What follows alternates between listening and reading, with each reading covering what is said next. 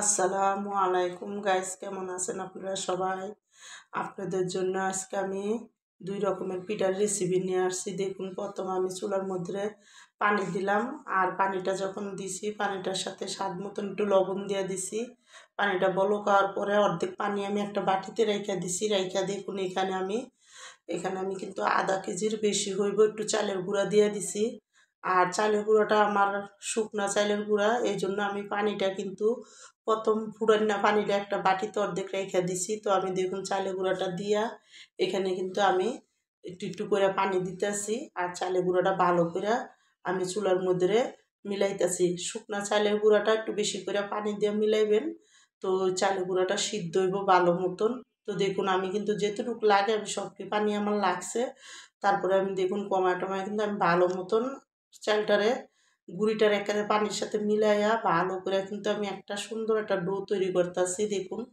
আর যত ভালো মতন কিন্তু চামচটা দিয়া লাইনে লাইনে একটা ডো তৈরি করবেন কইরা, তারপরে কিন্তু দেখুন সুন্দর করে যখন হয়ে গেছে আমি ভালো করে করে এখন চুলার আঁচটা একটা মিডিয়ামে রাইখা ডাইকা আমি চালের গুঁড়োটা সিদ্ধ করবো আর একটু ভালো করে। তো দেখুন আমি অনেকক্ষণ ডাইকা রাখছিলাম, এরপরে আবার আইসা একটু লাড়া দিলাম, দেখলাম যে না, চালের গুঁড়োটা সুন্দর মতনই সিদ্ধ হয়ে আইছে। এখন আমি আরেকবার উল্টাইয়া দিলাম, সুন্দর করে মিলাই দিলাম, মিলাইয়া এখন আমি চালের গুঁড়াটা আমার কিন্তু পুরা এখানে দেখুন সিদ্ধ হয়ে গেছে। এখন আমি ডাইকাই কিন্তু চালের গুঁড়াটা একটা সাইডে রাইখা দিব। তো চালের গুঁড়াটা একটা সাইডে রাইখা দেখুন আমি এখানে একটা ফ্রাই প্যানের ভিতরে আমি এক বাটি মানে একটু বড় বাটির থেকেই এক বাটি একটা নারকেল কুড়াইছি, পুরা নারকেলটা আমি এখানে ফ্রাই প্যানের ভিতরে দিয়ে দিলাম। আর নারকেলটা দিয়া এখন দেখুন আমি এখানে কিন্তু গুড়টা দিব। আমি খেজুরের গুড়টা দিতে আসি, তো আমি গুড়টা বেশি দিব না, অল্প দিব। আমি এখানে সাথে একটু চিনিও দিব। তো আমি বাটিটার থেকে দেখুন কাঁচাইয়া আমি যেটুকু গুড় লাগে আমি দিতেছি। তো গুড়টা দেওয়া হয়ে গেলে এখন আমি কিন্তু এখানে দেখুন কয় চামচ চিনিও দিয়ে দিব। কারণ গুড়টা বেশি দিলে নারকেলের কালারটা বেশি হয়ে যাবে, এই জন্য আমি আর বেশি দিলাম না, অল্প করে দিলাম। দিয়ে কিন্তু দেখুন এখানে আমি 2 চামচ গুঁড়া দুধও সাথে দিয়ে দিছি। দিয়ে এখন ভালো মতন চিনি আর গুড়ের সাথে নারকেলের চুলার আঁচটা মিডিয়ামে রাইখা আমি কিন্তু সুন্দর করে নারকেলের সাথে মিলাবো। আর এই গুড় আর চিনির থেকে কিন্তু পানি উঠবো, এই পানিটা শুকান পর্যন্ত আমি এই নারকেলের নাড়ুটা ভালো করে বাজ্যা নেব। তো দেখুন আমার নারকেলের নাড়ুর পানিটা কিন্তু এদিকে শুকিয়ে গেছে। তো আমি আরও 3 চামচ এখানে গুঁড়া দুধ দিলাম, দিয়ে কিন্তু ইয়ে করলাম। আর গুঁড়া দুধটা দিলে কিন্তু এই নারকেলের নাড়ুটা খাইতে অনেক মজা লাগে, আর এই পিঠার স্বাদটাও কিন্তু অনেক বাইরে জায়গা, এই জন্য আমি এখানে দেখুন দিছি।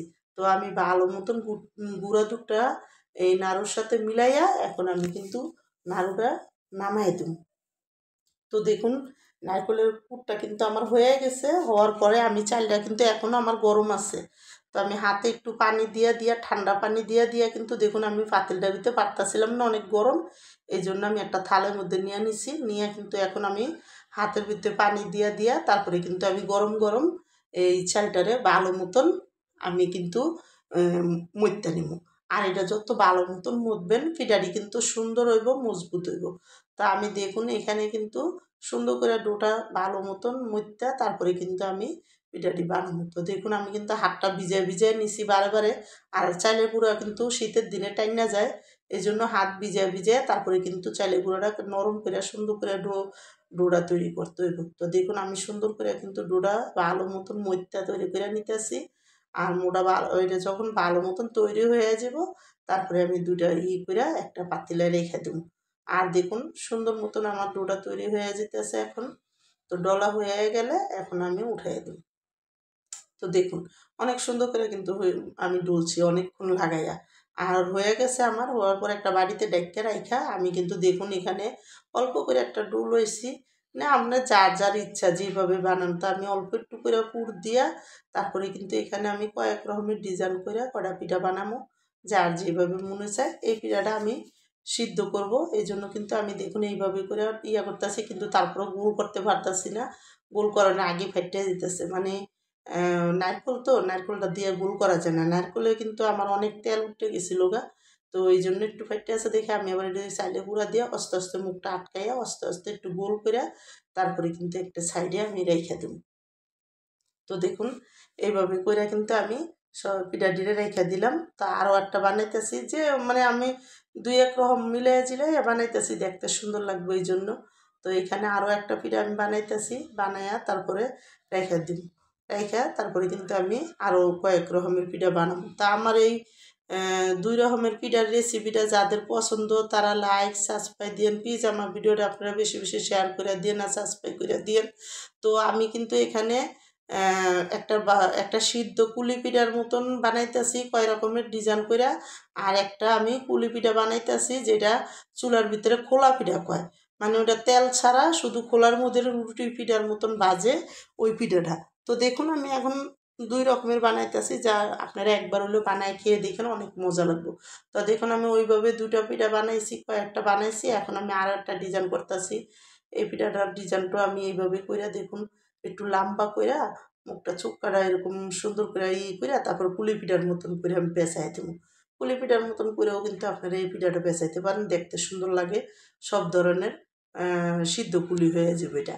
তো দেখুন আমি এইভাবে করে কয়েক রকমের পিঠা বানাইছি। তো বানাইয়া এখন আমি কিন্তু আরও একটা ডিজাইন দেখাইতেছি, আপনার এটার ভিতরে ঢুকাইয়া সুন্দর করে কিন্তু একটা ডিজাইন করলেও সুন্দর একটা ডিজাইন হয়ে যায়। তো এইভাবে করেও কিন্তু আমি একটা পিঠা বানাবো, বানাই আপনাদের দেখতেছি, মানে সব ধরনেরই বানাইতেছি যাতে উপরে একটা ডিজাইন আসে, এই জন্য ডিজাইনটা আইলেও পিঠার কিন্তু অনেক সুন্দর লাগে দেখতে। তো এইভাবে করে আমি মুখটা আটকাই দেবো, আটকাইয়া এটাও কিন্তু আমি নামাই দেবো। তো দেখুন সুন্দর একটা কিন্তু ডিজাইন এসে। তো এইভাবে করেও কিন্তু আমি কয়েক রকমের বানায় তারপর মুখটা কিন্তু সিল করে দেবো যাতে গুড়টা বাড়িয়ে না যায়, এই জন্য। তো দেখুন আমার কিন্তু এদিকেও হয়ে গেছে পিঠাটি। তো এখন আমি দেখুন এই পিঠাটি একটা জালির মধ্যে আমি একটা পাতিলে পানি দিয়ে স্ট্যান্ড বসাইয়া ওই স্ট্যান্ডের ভিতরে একটা জালি বসাইয়া সিদ্ধ বোয়াই দিছি। তো ওদিকে এই পিঠাটি সিদ্ধ হইতে থাকুক, আপনাদের এদিকে রুটির মতন করে যে কুলি পিঠাটা বানায় ওইটা বানানটা দেখাইতেছি। তো দেখুন একটা বড় করে আমি রুটি বেলমু, রুটিটা একটু পাতলা করে বেলতে হইব। এই রুটি পিঠাটা কিন্তু একটু পাতলা করে বেলবেন, এটা আমাদের দেশে মানে কুলি পিঠাই কয়, কিন্তু এটা কাটা কুলি পিঠা কয়, এটা একটু লম্বা লম্বা করে কুলি পিঠাটা বানায়। দেখুন এইভাবে করে বানাইয়া তারপরে কিন্তু আমি এটা চিকুন করে বানাই, মানে আমি এটা কাটতে দিব। তো বানায় মুখটা দেখুন আমি কিন্তু সুন্দর করে সিল করে দিতেছি। তো এটা আমি বটুম না, এটা এইভাবে করে রাখুন। তা আমি কিন্তু অনেক সুন্দর করে কয়েকটা পিঠা বেশি করে হুতুরি পিঠা বানায় নিতেছি। তো বানাইয়া আপনাদের দেখামু। দেখুন একবার হলে আপনারা বানায় খেয়ে দেখেন। আর এই রুটি পিঠাটা কিন্তু যারা তেল ছাড়া পিঠা খায়, যাদের তেল খাওয়া মানা, তারা কিন্তু এই পিঠাটা খাইতে পারেন, অনেক মজা লাগবো।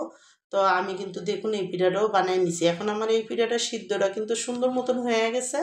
এখন আমি দেখুন রুটি পিঠাটা আপনাদের বাচ্চা দেখাইতেছি কীভাবে বাছবেন। তো দেখুন এইভাবে করে সবটি রুটি পিঠা দিয়া আমি কিন্তু একটা থাল দিয়া হালকা করে ডাইক্কা দিব। আর চুলার আঁচটা কিন্তু একবার মিডিয়ামে রাখবেন, বেশি ফ্রাই প্যানটা গরম হইলে চুলার আঁচটা কমায়া তারপরে কিন্তু এই পিঠাটা ভাজবেন, তাহলে সুন্দর মতন ভিতর থেকে পিঠাটা সিদ্ধ হইব আর সুন্দর ফুলবো। তো দেখুন এখন আমি কিন্তু সুন্দর করে দেখুন প্রতিটা পিঠা কিন্তু আমার একটা পিঠ সুন্দর মতন হয়ে গেছে। পরে আমি উল্টাইয়া ওই পিঠার ওই ইয়েটাও করবো। আর এই পিঠাটা অনেক মজা লাগছে খাইতে, আপনারা একবার হলে বানায় খেয়ে আমার কমেন্ট বক্সে বললেন কীরকম লাগছে। তো দেখুন আমি কিন্তু সবটি পিঠা এখন ভালো মতন ভাজিয়ে নিছি।